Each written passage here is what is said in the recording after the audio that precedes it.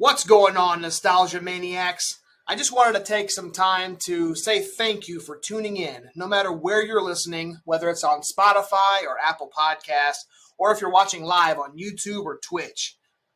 Your support means the world to us, and we can't wait to take a trip down memory lane each and every week. If you would, please like and share on whatever platform you're on. It really helps keep the nostalgia alive. Now, as always, let's get nostalgic. 80s glow, the 90s flare, joystick battles and pixel care. Each tale we tell, each laugh we share. It's a gamer's journey beyond compare.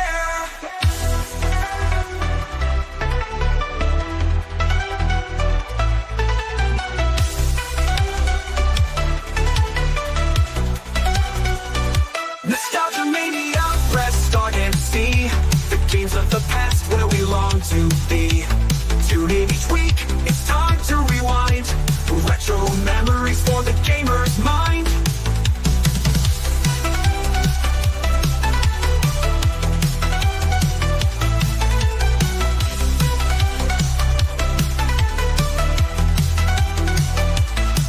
Nostalgia Mania.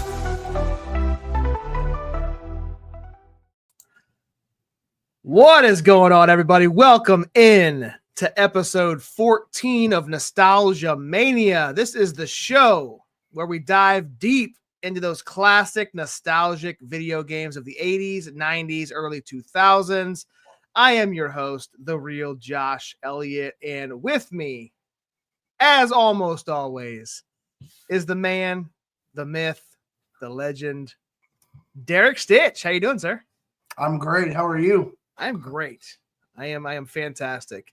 We got a heck of a show this evening. Pratt Falls in. Hunter is in the house. Appreciate you, sir. Appreciate you, sir. As I said, man, episode 14. It's been a long waited, I guess, waiting for you to for us to get around to doing the game, one of your favorite games of all time. If not the number one. I don't know where it falls, but I know it's high up on your list. So yeah, it's very high up there. The fact you haven't pushed this on me for us to do this sooner is pretty crazy. We're 4 months in now, and we're finally getting to it. So wow, 4 months, man, that's crazy. Yeah, 14 weeks. So yeah, just over almost 4 months. So yeah. It's wild. That's all right. Time flies, man.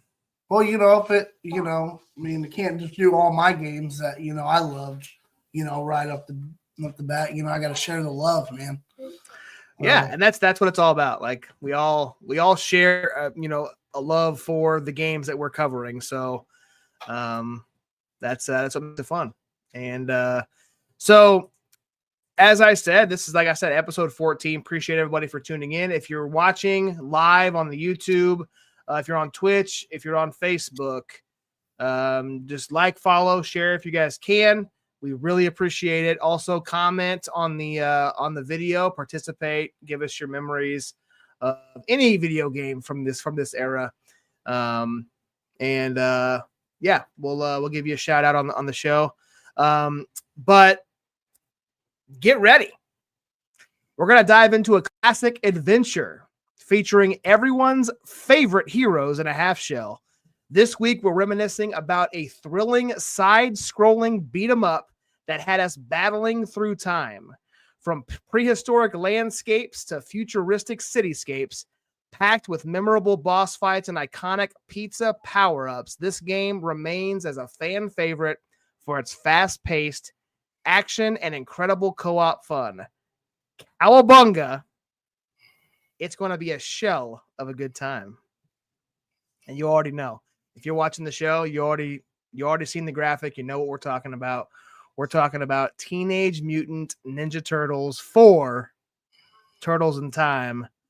And I am excited for this. Stich is holding in excitement, I can already tell, to jump into this. But before we do, I wanted to give everybody a shout out on our social medias and kind of where to find us. All of our video library is on our YouTube page. If you just search The Real Josh Elliott, Nostalgia Mania is there. You can search Nostalgia Mania as well. We're there. We are the Zelda logo. You can also find other shows of mine, the I-70 Hot Tag, the Pit Stops on there as well. Appreciate any like and follow on our YouTube page. We're also, as you can see at the top right of our screen, we're on all major podcast platforms. So wherever you get your podcasts, we are there. Every episode is uploaded, and this one will be on there shortly after we get done recording. So go give us a like and a follow on those platforms and give us a listen. If you like to listen on the go in the car, you don't have to watch us live. You can watch after the fact. Stich Mania, you, sir, have some social medias. Would you like to plug where everybody can find you? Facebook, X, TikTok, if it'll still be around here shortly, Instagram. So, all of them pretty much. So, yeah, it's at either Stich Mania or Stich Effin' Mania. So, what's the Effin' stand for? It's a bad word. I'll just say that. Oh, okay. Is this a PG show? Should we keep it PG? Trying.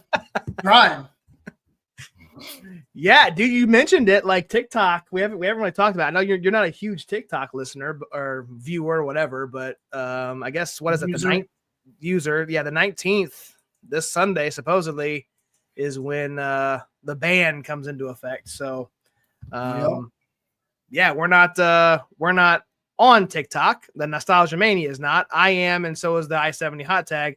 But for this show specifically, you're not going to miss much if it does go away. We're still going to be on all the other platforms. So we do have a new viewer in the house. Brandy Carlson is watching. She says, "Hell yeah," 3 times. So that's a triple hell yeah, hell yeah, hell yeah, hell yeah. So appreciate Brandy for. Yeah, thanks for watching. Yeah. So let's get into this, man. Let's jump in to one of the most fun games on the Super Nintendo. And as we always like to do, we will start off with the intro of the video game, and then we'll jump into it.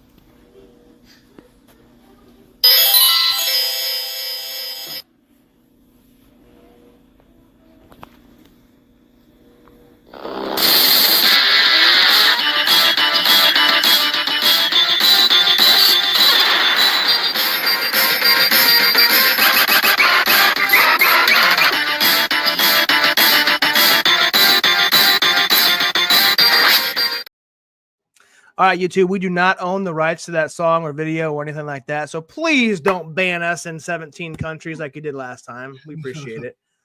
Thank you. Teenage Mutant Ninja Turtles, Turtles in Time. A game came out in late 1991, I'm sorry. Started off as an arcade for, I believe it was almost a full year, wasn't it? It was 1992 when they ported it over to Super Nintendo, right? Yeah. And, it came out in different months in different countries.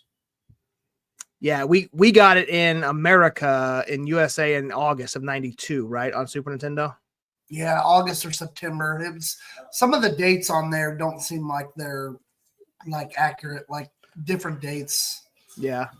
So what we do know is it did start off as an stand-up arcade game.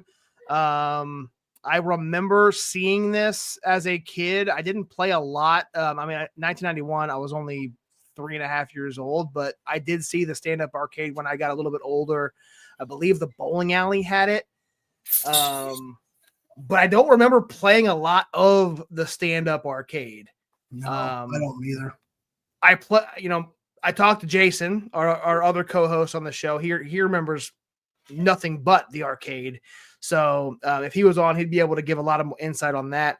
We're gonna have a lot of insight on the Super Nintendo version because that's what we played the most, and that's kind of my biggest memory. Derrick, I'm gonna open the floor. I've been talking almost the whole start of this show. Let's open it up to you and tell us your memories of the game and kind of why you hold this in such a high regard as one of your favorite games of all time. Well, I'm an 80s baby. I was born in 85. So, I grew up watching Ghostbusters, Ninja Turtles, grew up with all that stuff. And I love playing the Ninja Turtle games. And my first one that I can remember playing as a kid was just a regular Teenage Mutant Ninja Turtle game on the NES or regular Nintendo or Nintendo Entertainment System. And it was fun. It was frustrating because it was a hard game to play as a kid. But that was my first game of the Ninja Turtles that I can remember playing. And then the second one came out, the arcade game.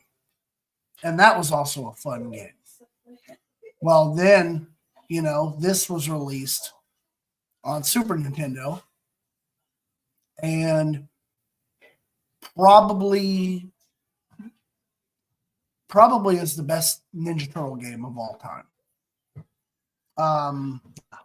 Certainly is my favorite as a kid. It might not be the one that I played the most, but it was definitely my favorite. So you're telling me you played another Turtles game more than this one? Probably, honestly, the regular the NES one. Yeah. Oh, wow. I probably did. Yeah. I never knew that. Probably. I mean, I can't say for sure, because when you're a kid, you don't have any concept of time. Yeah, right. But, and that's the thing about Turtles in Time was that it's such an iconic, classic beat 'em up button masher game. And there was nothing wrong with a button masher game. No thought into it. Nothing. Just hit that button, beat up the bad guys, take on Shredder, beat him up. So, but yeah, you could play one player or you could play two players, on the Super Nintendo version. And it was fun by yourself. And it was also even more fun playing it with somebody else. So, and my go-to Ninja Turtle, as you can see them all there, is Leonardo. Leonardo has always been my favorite Ninja Turtle. And my favorite color is blue, so I think that's why I gravitated more towards Leonardo. Then my second Ninja Turtle, my favorite is Michelangelo. Just because, he's the party guy, pizza party, laughs, like to make jokes, basically kind of how I am, really. And then my favorite would be Donatello, and then of course Raphael. So yeah, my go-to for this game. So I watched a little bit of the Ninja Turtles growing up. I did play this game. Not nearly as often as you did or as much as you did, but I did play it. And I remember, you're going to see gameplay clips. I mean, I beat this game. And I remember all the levels that I saw. There's a couple games we've done in the past where I don't like it.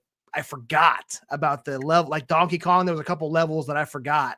This one, I almost remembered every single one of them. Yep. And so my go-to, weirdly enough, was always Donatello. That's who I picked in this game. And then if it wasn't Donatello, then it was always Leonardo. And I think it was always, I don't know why, I just liked his weapon. And then, same thing with the sword with Leonardo. So I thought that Raphael and Michelangelo had too short of weapons, I guess. And you couldn't, you could be further away from your guys, your enemies that you're hitting with both Leonardo and Donatello. So that was Leo and Donnie definitely had more range than Raph and Mikey. So yep. And that was definitely part of the appeal. So yep. And with their attacks as well, with their weapons, they had like a special attack that you could do. So, Yep. Let's show you a little bit of some gameplay of this iconic game here.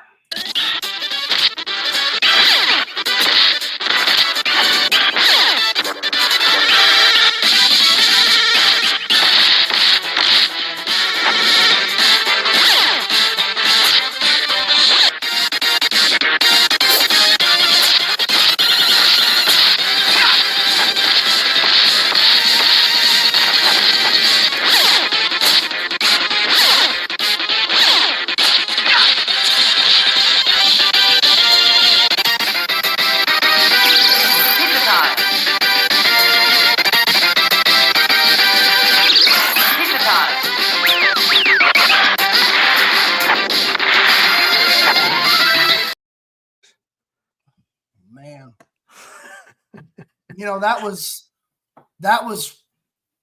some of the best things about this game was the way you could beat up the Foot Clan, throwing them at the screen, taking their arms and slamming it across, over your head. So, Yeah. I mean, and that was so great because they incorporated that into a level, Yeah. the first time you play Shredder, because you got to throw the Foot Clan at his Oh, that's right. Because you see his back and you got to throw it at him to damage him. You're right. Yeah. Well, you see him at the front and then it turns around and then you see like his view of how he's looking at you. Yeah. You see it from behind. Yeah. So, Yeah. Man. And dude, like we don't have this on the rundown, but like how iconic are some of those songs, like the levels that you get. Like I can almost, I mean, there's no like words to them, but yeah, like, I can almost like hum the beats of every level. Like it's just engraved in my memory. So, yeah, man. Especially when you start it up and you play the very first level, or scene 1 is what they call, it says Big Apple, 3 a.m. Yep.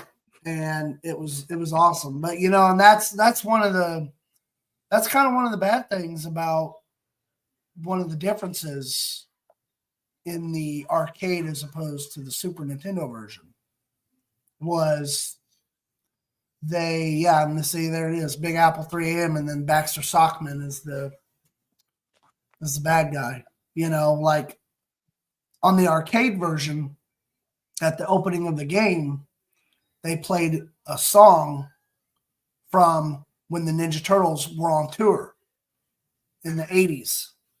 Because I actually went, and it was called Coming Out of Our Shells Tour. And I think they had it at Kemper Arena, but I'm not exactly sure. But you had a tape of the concert. It was a concert. It was the Turtles playing instruments.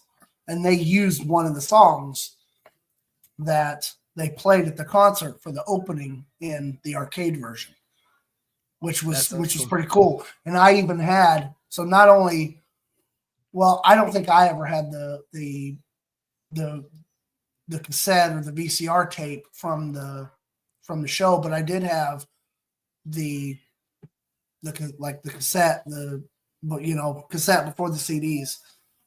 And, I used to listen to that thing all the time. So it was awesome.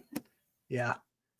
Yeah. Like I said, this it's one of the games that is not only for gameplay, like the button mashing and just the overall fun. Chase said it earlier. I mean, it's one of the best co-op games. Yep. We didn't mention it, but yeah, it's definitely 100%. Like I love those 2-player play at the same time games in the 90s. We played, Double Dragon was one of them. This one was one of them. Like all these games you could play at the same time. Loved it. And this was definitely one of them. And then, like I said, the music is just by far, for early 90s, it was way ahead of most of the games on Super Nintendo at the time. So, so just to kind of, I'm going to try to do this at the same time. I'm going to pull this screen open. So this is kind of the opening. I know for the viewers watching now, you can see it, but the podcast listeners aren't going to see it. This is the opening scene with April O'Neil. So basically, the game starts with Turtles begin with watching April O'Neil on the news report. Krang in his gigantic android body appears in the background and steals the Statue of Liberty. Shredder then appears on the TV screen, taunting the Turtles. After chasing down Shredder, he sends the Turtles through a time warp where they must fight through various time periods in order to return home and defeat Shredder and Krang once and for all. So, and then here's another screenshot as they're watching Shredder. So, yeah, pretty cool opening on kind of setting up the story and setting up what you're going to be doing throughout the game. So, you mentioned, so this is, I got a couple more screenshots. This is Big Apple 3 a.m. with a couple screenshot. Now, what was remind me, what's that boss's name? Baxter Stockman.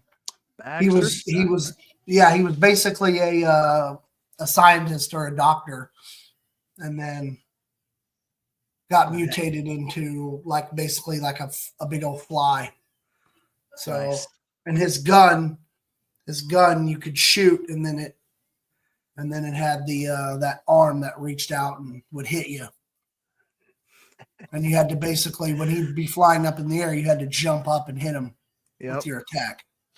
So, because it's a Big Apple, so it's New York, so you're in a building that's being built. Yep. So.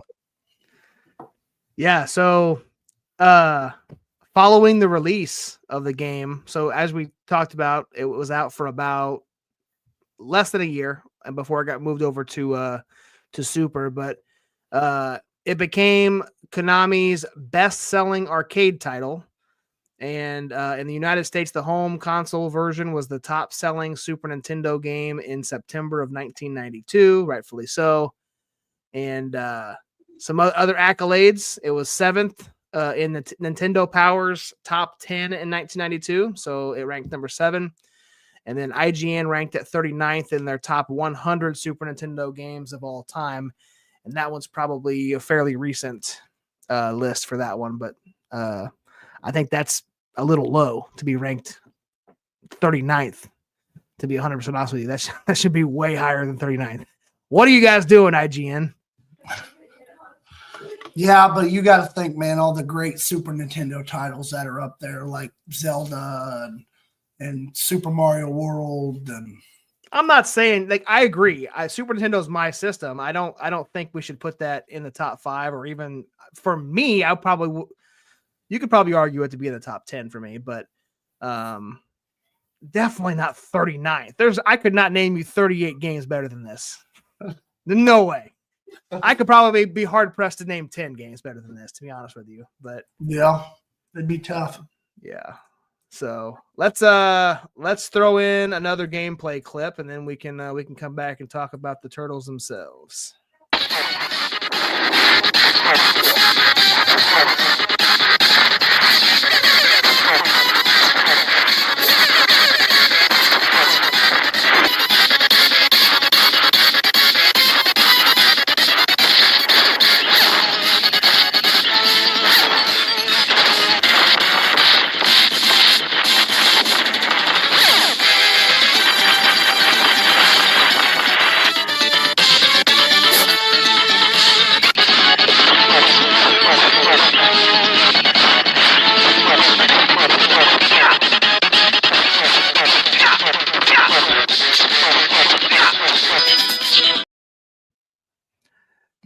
Dude. Leonardo going to town, bro. That's what that is. He was.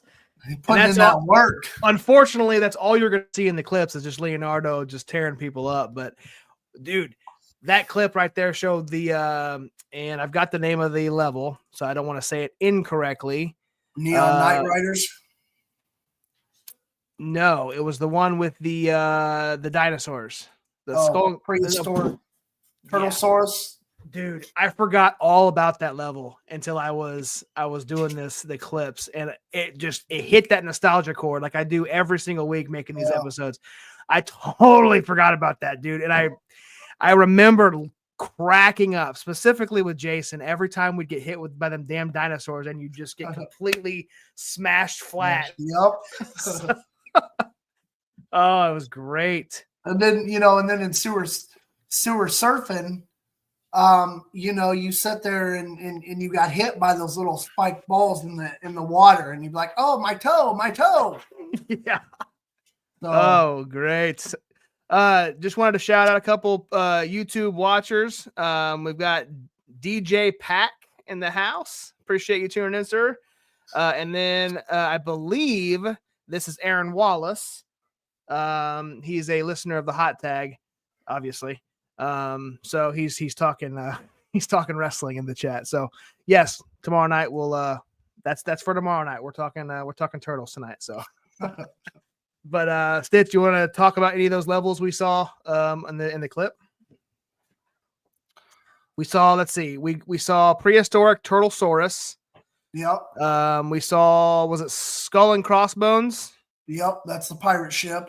So, now you want to talk about annoying, man, stepping on those boards that would come up and hit you in the face on that pirate ship, man. Yep. So, which, speaking of that level, the prehistoric Turtlesaurus, there was actually in the arcade version, there was actually a different bad guy than Slash. It was like I forgot his name, but it was almost like he was like sand or lava or something. I don't. Yeah. But yeah, there was quite a few differences in the arcade and the Super Nintendo version of the game. Quite a few of them, like some good, some bad.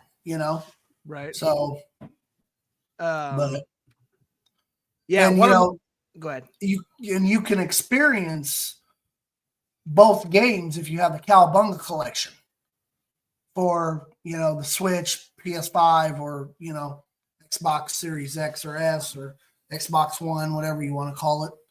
And probably PS4 too. I'm not quite sure if it's for some of those older systems, but yeah, you can play the arcade version and you can play the Super Nintendo version. So that's pretty awesome. So I actually played through, what was it? The other day I played through one of the Turtle games. Wow, I can't believe I totally forgot which one I played through and I beat. But yeah, it's good times. You can play ones from Game Boy on there, which are pretty cool. So yeah, of course the graphics, aren't the best, so it's a little hard to play them with that, those bad graphics. But back in the day, those were the best graphics ever of all time. Graphics will never get better than the game we're currently playing. Yep, that's what we said in almost every game we got. Oh man, let's take a look here. Always love video games. Aaron Wallace, always love video games, and Teenage Mutant Ninja Turtles is my favorite game of all time. I mean, you and Stich are in the same boat, man. They are iconic, and this one is definitely one of my favorites. If I'm going to pick a Ninja Turtle games, it is my favorite. But let's I got some screenshots. We'll kind of go through some of these levels here. We kind of went out of order, but it's all good. We already talked about Big Apple. We got the Alley Cat Blues, which is the second level scene, or I guess are they levels or are they scenes? What's the proper term? Okay. I call them levels, but they say scenes on the game. So all right. Might as well, scene/level. Alley Cat Blues was basically kind of like an extension of New York in a sense, because it was through your city, going through the city, going through, alleyways between buildings.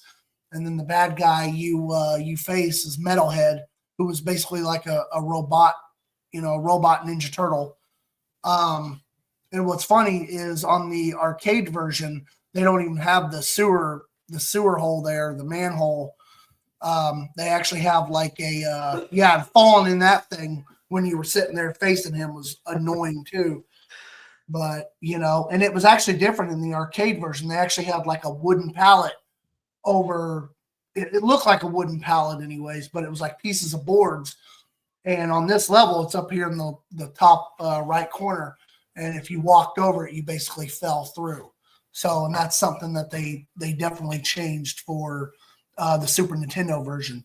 And of course, they had to put it right in the middle, So, Oh yeah, you can't make that boss fight easy. oh no, and then falling in it every time, it would basically do the exact same thing. Pretty sure. So this cave's creepy. All right, man. One of my favorite levels. I want you to kind of take us through it because I know you got some things to say about it, but this is definitely sewer surfing's one of my favorites. yeah, man, sewer surfing was fun. You just had to watch out for the red spiky balls that were in the that was in the water. You had to watch out for the pizza monsters. I think that's what they were called. I can't remember what their names were, but the big creatures that would jump out of the water. They look like big aliens. And they would try to attack you. And then you had to also watch out for the spikes that would drop down and kill you or beat you up or take some of your life. And something that was different in the arcade version was you don't actually fight Rat King. You actually end up at the very end, you just have all those creatures or those monsters just trying to attack you, and you just got to kill them and beat them up or whatever. But on the Super Nintendo version, you have the Rat King and this, I forgot what this vehicle is called, but Ninja Turtles put out the toys. They've actually put out his boat. So you can actually, because I used to have the toy version of that. So, but yeah, you're on a surfboard and going through the level, and it was fun, man. It was. I've got a interesting fact about sewer surfing and the prehistoric level. Anyway, it says Teenage Mutant the TMNT Turtles in Time for Super Nintendo altered the boss battles compared to the arcade version. And you can correct me if I'm wrong because this might not be an accurate fact. So you're the expert here. In the Super Nintendo version, Rat King is added to the boss battle of Sewer Surfing. Is that correct or no? Yeah, that's what I basically just said. Yeah. Okay, sorry. But Slash replaces Cement Man as the boss in the prehistoric dinosaur stampede stage. Yeah, Cement Man. Yeah, that was kind of weird. Yeah. So okay, sorry. I said I wasn't listening, but I was trying to find that fact because I knew we were on the sewer surfing level, so I wanted to bring that up. So oh no, you're good. All right, let's talk Technodrome. Yeah, that one clip you pulled up where the Ninja Turtles are outside of the Technodrome. That's the scene it plays, and then they all jump up and like somehow go inside it or something, like almost like they're teleported or something. It was kind of weird how they just jump and then they get smaller as they go up at the top. So I don't know, but yeah, you face Taka and Razor, and they're iconic because they're in the Turtles 2 movie, Secret of the Ooze, which is hands down probably the best Turtle movie ever made. But the first one, the original, is also a classic and it's also a great movie. But I think the second one was just a cooler movie. You know what I mean? Yeah. But yeah, Taka and Razor are the first bad guys you face. And then you face Shredder here, and he's in this big robot machine. And then it flips it around, and then you're trying to basically fight off the Foot Clan and also watch out for the attacks from Shredder. But you can take the Foot Clan and you throw them up against the screen like what's showed in the clip, and that's how you were able to defeat him. So, which I love. I just love the fact that they incorporated how you beat up the Foot Clan into a level and for a bad guy. It was awesome. Yeah, dude. Like that's yeah. That's something you don't typically see in games. And yeah, especially that, you're throwing them to the screen all throughout the game until you get to this point, and then you're like, how the hell do I hit Shredder? And then you realize, hey, It's what I've been doing the whole time. Let's Yep. let's do it. So, And you did it, and you did it different ways. You could grab them and throw them, or you like kind of, did like a roll and flip them, yep. That way too. So Yeah, that was always cool. So we've got we don't have any more screenshots, but we've got like we showed earlier, we got the prehistoric Turtlesaurus. That's the one that the what are they, raptors or little dinosaurs that come across and flatten you as you're running across. and also they had the rock the rock soldiers. They had guns. They'd either hit you with it or shoot you, and then you had to basically run at them and like shoulder check them, and then you throw them. That was basically kind of how you could beat them. Yep. What was the next one? Skull and Crossbones. Yep. That was the pirate ship, right? Yep, that was a pirate ship, and that was Bebop and Rocksteady looking like pirates. And then on the arcade version, it was somebody different, but I can't recall who it was that was on the arcade version. Oh, so it wasn't Bebop and Rocksteady on the arcade? I don't think so. Level? Huh. I think it was somebody different. So well, in the arcade, was it Taka and Razor? Yeah, it might have been, because that's what I mean.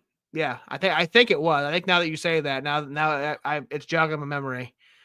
I'm thinking that's another difference in the boss of SNES versus arcade. So yeah. Bury my shell at Wounded Knee. This was the this was the train level, right? Yes. Yep. Yeah. And you had Foot Clan trying to jump up on the train and beat you up. Was it Leatherhead was the boss of this one? Yeah. Yeah, Leatherhead. Yeah. He was the big giant alligator. Yep. So another one of my favorite levels is Neon Knight Riders. Yeah, so man. I always like those quick, riding on something levels. Those are the two. Yeah, Neon Knight Riders. You faced Krang in his robot, and that was something that the Super Nintendo incorporated because they used what's called the Mode 7. So, it starts off as, a side scroller, and then the screen turns and you can weave in and out, kind of following a path of the road, or because, you're teleported to, the future and the past. And I mean, we didn't have a screenshot of it, but when you're playing, it shows the turtles going down or going through a warp. So, and if you played by yourself, it would just show you. And then I think if you played with two people, it would show both of you, and that was one big difference from the arcade to the Super Nintendo. Was the arcade, you could have 4 players. And also with the 4 players, you also had more enemies on the screen than the Super Nintendo, because the Super Nintendo version was kind of easier. Yeah. And because you had more enemies on the arcade version than you did. And the gameplay on the Super Nintendo was a lot smoother than the arcade version. It was just smoother. The buttons were very responsive. Your guy would do whatever you wanted him to do, basically, if you tapped a certain button.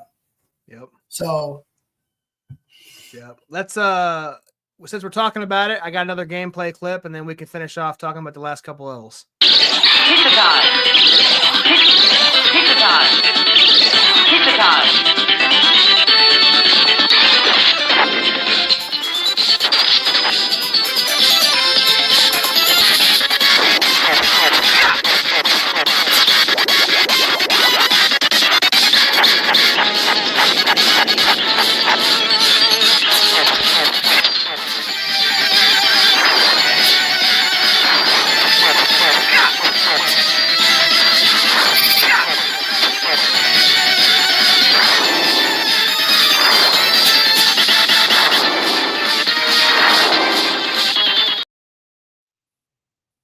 hitting those little robots, man. Was that the Mousers? I think those were the Mousers. Yeah.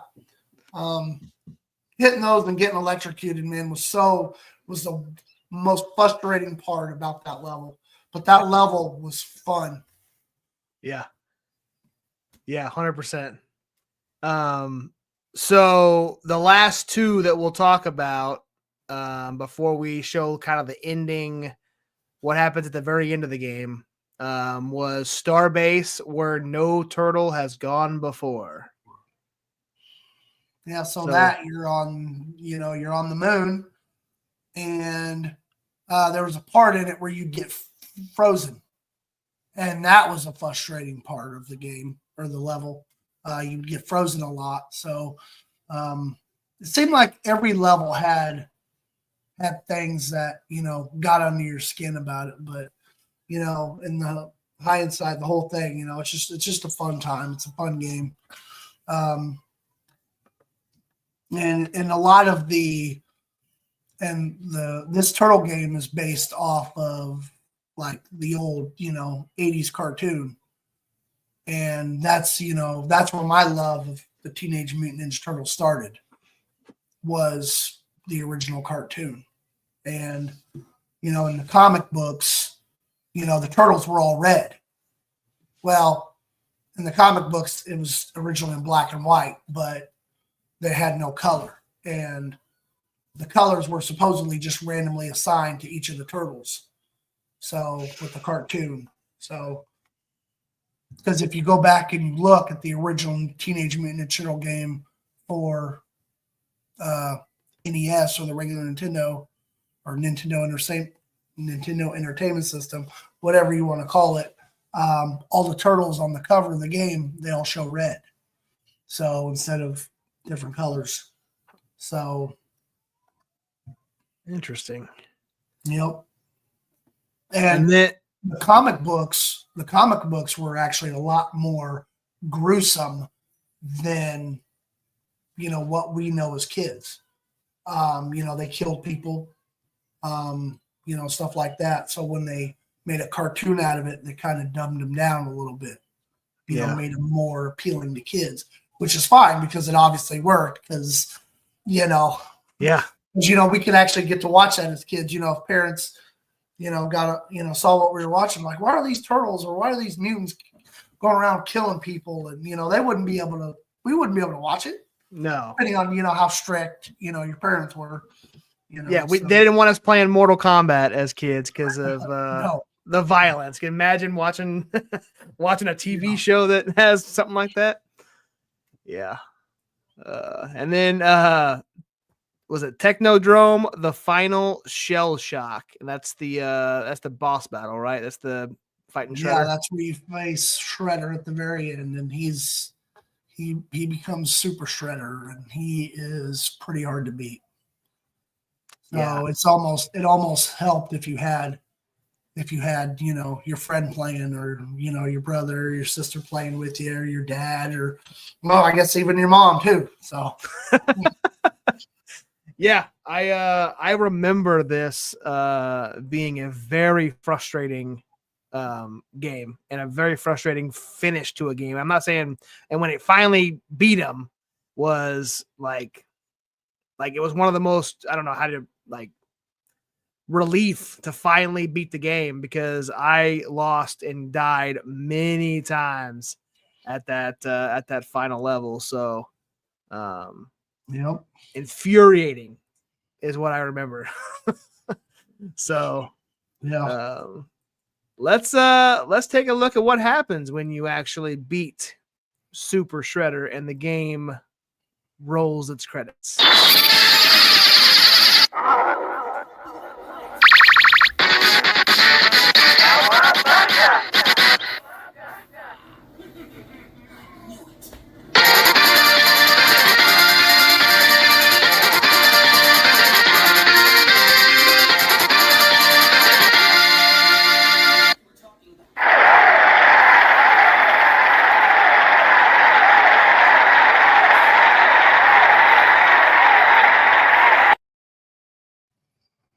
The funny thing about, and it's something that we didn't realize, when we were kids. But if you think about it, the Ninja Turtles were only supposed to come out at night, to fight bad guys, fight the Foot Clan. But in the cartoon, they're in, the original cartoon, they're in disguises, they're hiding their identity, all this stuff, they don't want to be seen. But then at the same time, they're flying around in a huge, gigantic blimp in the sky. Like, hey, we're the Ninja Turtles. Here we are, guys. But we're trying to hide ourselves. So, it's kind of like, what is this? But, and the turtle blimp is awesome, But I don't know if it could pick up the Statue of Liberty awesome, but, Sure it can. Sure it can. You just saw it happen. We did it. We did it multiple times as kids. Yeah, we did. Man, like from a video game, from a Super Nintendo, from a memory nostalgic, that was for me. I know this is one of your top games. For me, it was a very nostalgic trip down memory lane, because like I said, I played a lot of games that you could have two players, because I had a best friend lived right next door. We would, we had the same interests in video games. We had the same interests in sports and everything else. And we would do a lot of things together. We'd hang out. We'd, spend the night at each other's houses. We'd stay up all night playing video games. And this was one of them. I remember.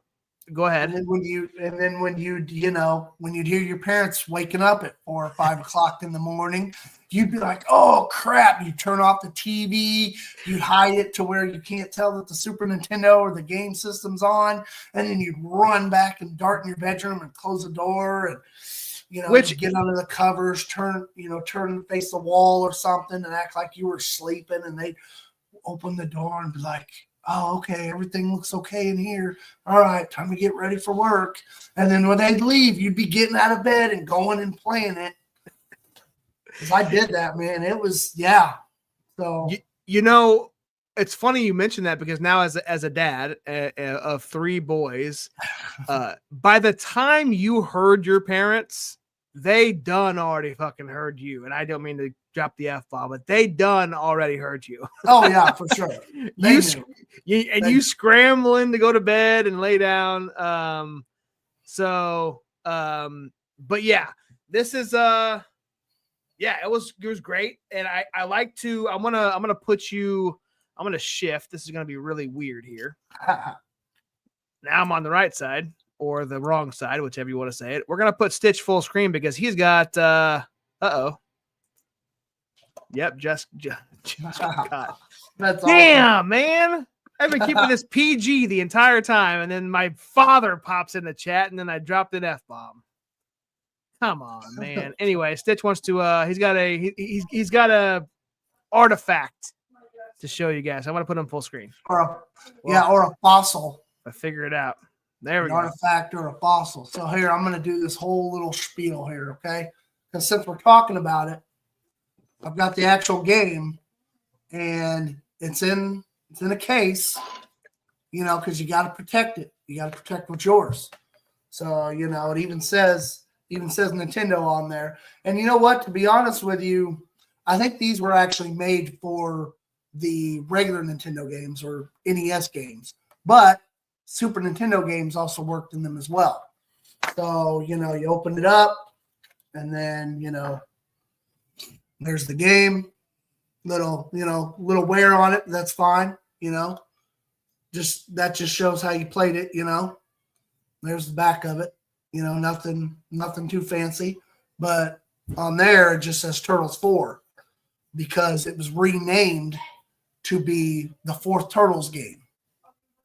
So, and the third one was the Manhattan Project on NES. So this one was the 4th one, because then I think the same year the Hyperstone Heist came out for the Sega Genesis. But yeah, so keep it protected in there. And not that I might have one, but not here right now with me. But when you first bought the Super Nintendo games, they actually came with a little plastic piece that you used to put at the bottom of it to help keep dust and stuff like that. Even though, if they didn't work, we blew on them. So, you're corroding it, getting all your spit. But somehow, we as kids, it worked, even though they technically told you weren't supposed to do that. But the Super Nintendo games, you definitely didn't really have to blow on them because they actually worked. Yeah, they didn't have very many problems. It was a regular Nintendo that had the Super Nintendo was more of a durable game system than the regular Nintendo was. 100%. So, I'm remembering, like I was getting ready to say, and you brought it up, like when you said you had it in that regular Nintendo case, I remember the sleeves that you would put the Super Nintendos in on the bottom, and it was a hard plastic, and that's how you would keep your games quote unquote safe or clean or whatnot. But yeah, and then the regular Nintendo games had the black sleeves. But that's right. And they basically covered up the whole game. Yeah, and that just covered up the bottom part of it. Yeah. Yep. Wow. I totally forgot about that until you started showing the game. I was like, I remember the sleeves on those. Yeah. Yep. So, man, what an episode, Stich. Do you want to, before we hop into the pop culture section, do you have anything else you wanted to bring up about TMNT? Well, yeah. I'm not specifically to this game, but it is kind of in reference because it's just like it. There's actually a game right now that you can play, and then they keep updating it. It's called Shredder's Revenge, and it's a turtle game, and it's very nostalgic because it's a lot like the old Ninja Turtle games. And what system is it on? I think you can get it for. I think you can get it for the Switch. You can get it for Xbox and PlayStation. I think, but don't quote me on that. That doesn't. But I definitely have it on my Xbox that I play. But it's awesome. It's got all the good features of a lot of the Ninja Turtle games in one, and it looks retro, but it looks also brand. Looks like a newer game, but it's retro format. And there's a lot of great things about it. And you can be more than just the 4 Ninja Turtles. You can be Splinter. You can be April. You can be Casey Jones. You can be Mondo Gecko. You can be the Samurai Rabbit. I can't remember his name. And you can also be the other lizard. She's like a girl. Her name's Mona Lisa. So yeah, it's a great game, and it's fun. It's awesome. There's challenges. You can play online with people.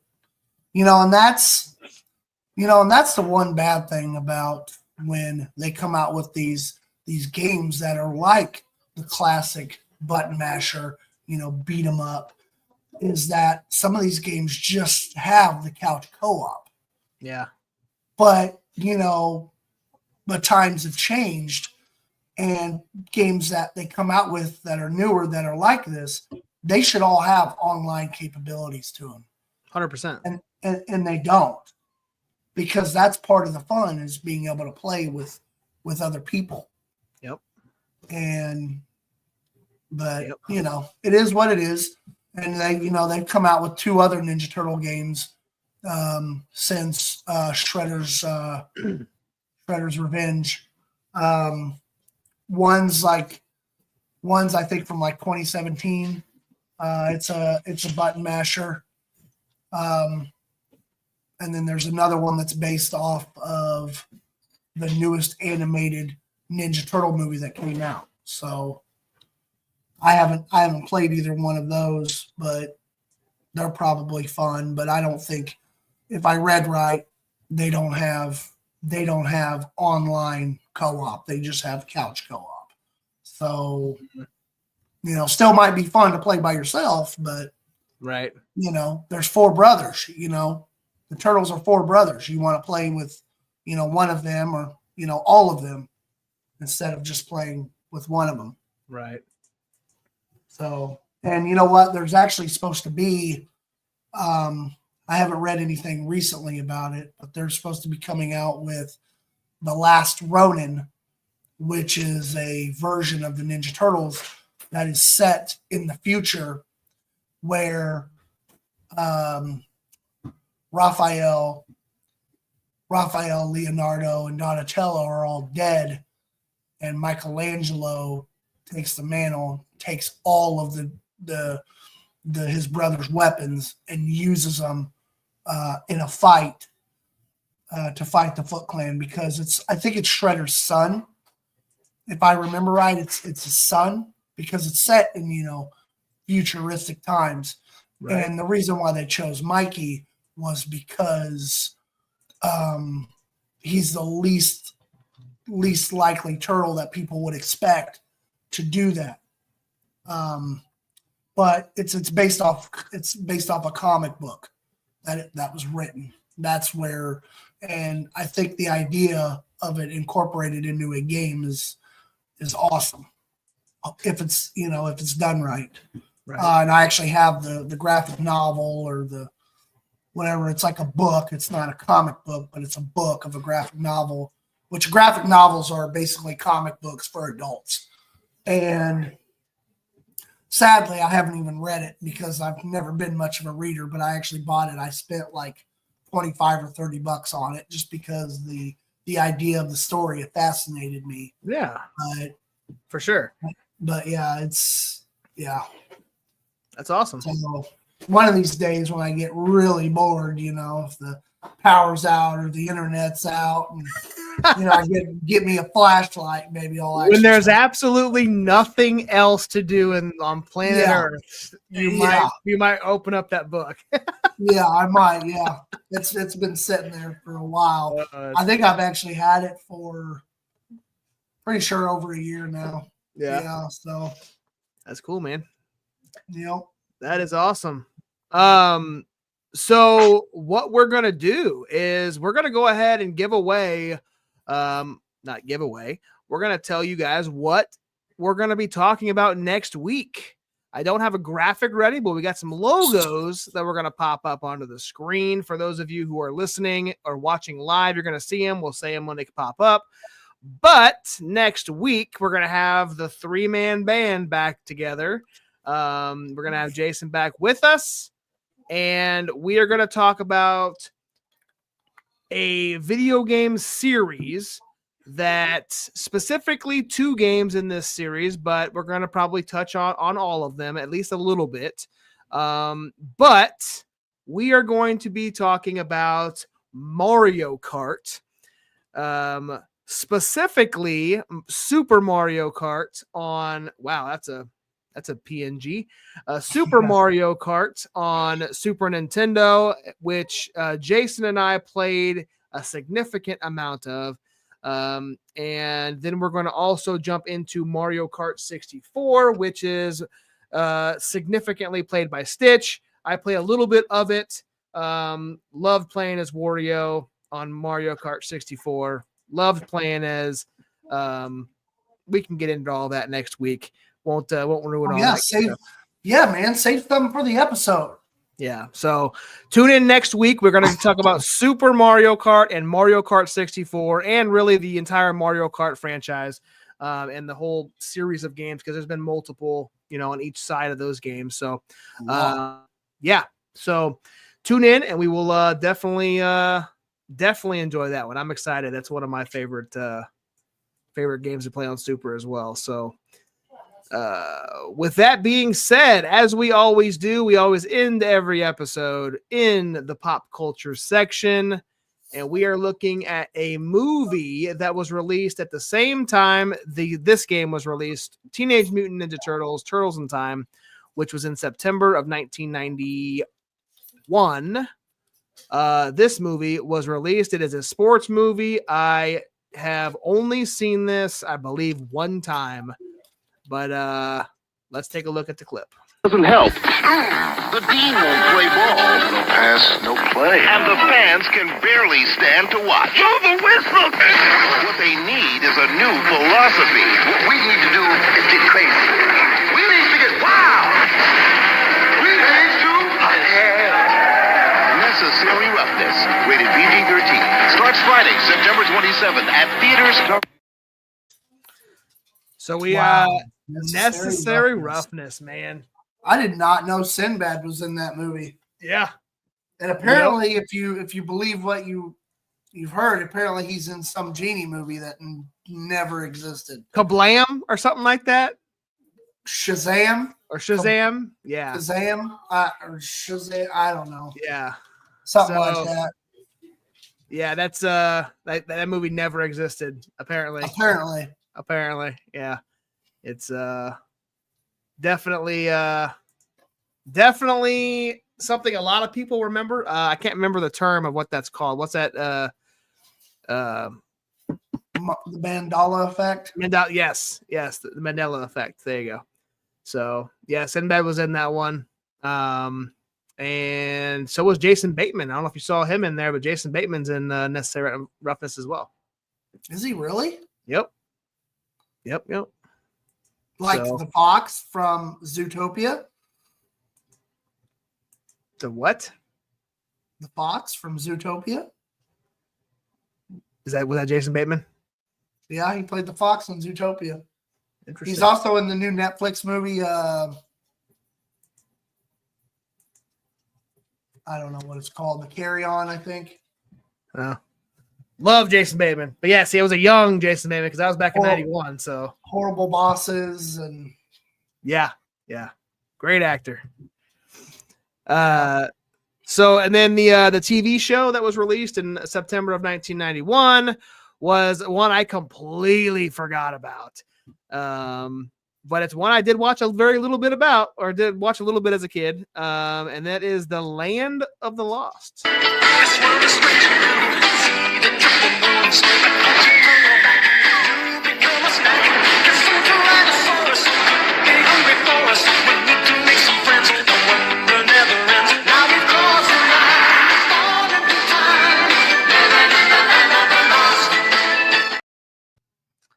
All right. I stopped it much earlier than I wanted to, but again, that's a song. I don't like to be copyrighted if we want to be muted or whatever in different countries. So we don't own that song. I can, I never saw Necessary Roughness, but I've heard it's a great sports movie. But Land of the Lost, I used to watch that a lot. And one of the memories I have of that show is my mom used to work at a country club at a golf course. I don't remember quite where it was at or what it was called, but I used to have to go up there and hang out until I believe she got off work. And so I would always sit in the bar area by myself, and I would sit at the bar, and they had a TV up on the shelf, and I'd sit there and watch it, and my mom would get me Cokes or Pepsis or whatever soda beverage they had. I don't really remember what soda they had or what they served, but I'd have cherries in my drinks and stuff like that, and that was awesome. And one of those shows that I would sit and watch was Land of the Lost. And yeah, so that's I don't have very many memories of it, but the song again triggered that nostalgia chord, and I was singing right along to it. Yep. And I watched it at some point in time. I have no memories of really watching it, of where I was at, who I was with, but I definitely watched it. So, that's pretty crazy. And then I don't have a toy that was released, but in this one's kind of crazy. I wish I had a screenshot to show, but this is wild. In September 14th, Marshall Faulk, football player who is since retired from the NFL, was playing his freshman year at San Diego State, and he rushed for an NCAA record 386 yards and scored 7 touchdowns as the Aztec beat Pacific 55-34. And we talked about this offline. Does that record still stand? It probably doesn't, especially not the yards. I'm sure there's somebody who's, it's 386 yards rushing. That's wild. But I'm sure it's probably been broken since 91. 7 touchdowns is hard to do. Yeah. Hard to do by a running back. So, but then it doesn't say he rushed for 7. He just says he scores 7 touchdowns. So a couple of them could have been receiving. I don't know. Yeah. I didn't look that up, but it's just wild that 91 Marshall Faulk was a rookie or a freshman in college. Yeah. So he won freshman of the year. Yeah. The WAC freshman of the year. Well, and he went to the NFL and had a hell of a career. And is he in the Hall of Fame? If not, he's going to be. I mean, he's probably first ballot. So I don't know. That's a Google machine answer. I'm pretty sure he is. Yeah, he probably is. Like I said, I'm terrible. Drafted by the Colts and went on to play for the greatest show on turf with the Rams. So, yep. He played for Dick Vermeil, didn't he? Yes, I believe so. Yep. I believe so. All right. Well, keep an eye out. Like I said, next week. Let's see. What is next week? It would be the 22nd, which is actually my sister's birthday. So we will be having a special birthday episode. You're talking about Jennifer, right? Jennifer. Yep. Oh, okay. So, and I'll probably be doing this bad boy remote because I might be down south in southern Missouri during next week's episode, but we're still going to do it. I've done it in hotels before, and I'm probably will do it again. But we're going to talk about Super Mario Kart and Mario Kart 64. It's going to be a great time. And then keep an eye out as well. We're going to do some bonus episodes that are not video game related. They're going to be other nostalgic topics of the 90s and early 2000s. So keep an eye out on those. Those will be dropping sometime, probably within the next month. You'll start seeing a couple various episodes. So, Stich, do you got anything else? I do want to add, because I'm just kind of looking some stuff up, though. The Marshall Faulk, the 386 yards, that was his second college game. His second. So, yeah. That's nuts. Yeah. What a stud. What a stud. All right. Well, this has been episode 14, guys. Appreciate everybody for tuning in. If you guys are listening on the podcast episode, we go live every Wednesday night at 8 or 8:30-ish you can find it on YouTube. You can check us out and participate live in the comments. You can also comment on whatever platform you're listening on, Spotify, Amazon, Apple Podcast. We will see those messages and we will make sure we highlight those on upcoming episodes and kind of shout you guys out. So we appreciate everybody who listens and or watches. Everyone who's in here: Hunter Dillon, Brandy Carlson, CR Media. We had DJ Pack was in the house. Aaron Wallace was in the house. Jim Elliott, Derrick Stich was even in the chat. What a shout out to Mr. Stich pulling double duty. Oh yeah. So with that being said, as this has been another episode of Nostalgia Mania, I am your host, the real Josh Elliott. This is our co-host, Derrick Stitchamania Stich. And as always, let's get nostalgic.